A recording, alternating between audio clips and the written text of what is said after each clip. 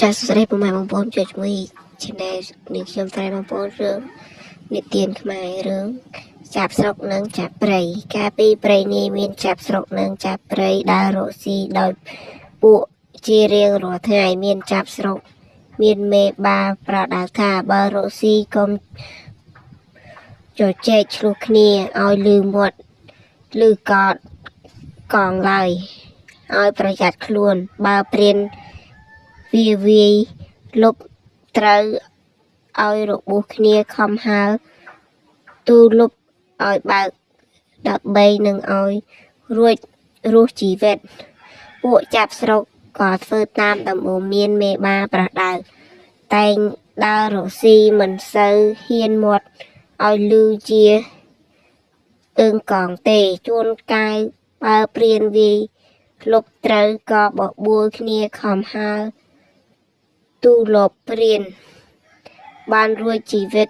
តែរៀងមកមានកាវថ្ងៃមួយពួកចាប់ព្រៃនិងចាប់ស្រុក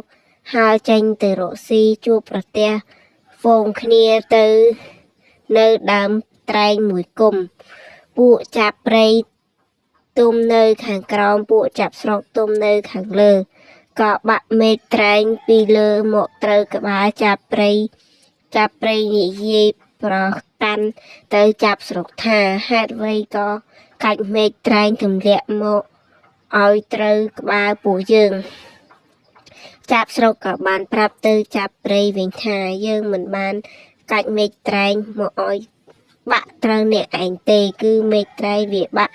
ឯងធ្លាក់មកទេតើពួកចាប់ព្រៃជាពួកឥតកាន់ដំបូន្មានមិនពិចារណាឲ្យឃើញខុសត្រូវក៏បបួលគ្នាបង្កហេតុ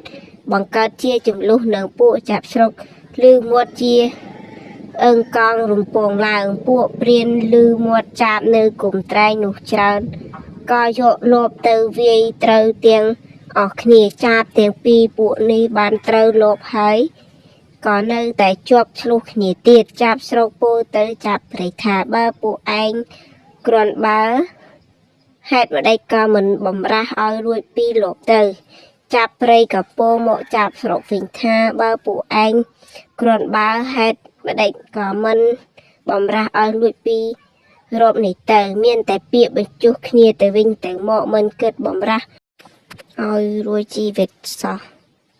កំពុងតែឆ្លោះគ្នាសត្វតែព្រានក្រសបឡើងចាប់បានចាប់ទាំងអស់ក៏ពិឃាតខ្សែអស់នេះហើយចាប់ស្រុកជាពួកចាប់ល្អតែខកខ្លួនមករកស៊ីជួបចូលនឹងហ្វូងចាប់ព្រៃជាពួកចាប់ប្រព្រឹត្តអាក្រក់ក៏មានរឿងឆ្លោះគ្នាតតែព្រានវាយលុបត្រូវស្លាប់ទាំងអស់គ្នាចាំបងប្រាប់ការស្ដាប់រឿងនិទានចាប់ស្រុកនិងចាប់ព្រៃចាប់ទៅប៉ុណ្ណឹងបងចាគុណច្រើនសម្រាប់ការស្ដាប់រឿងនិទានរបស់អ្នកខ្ញុំចាគុណ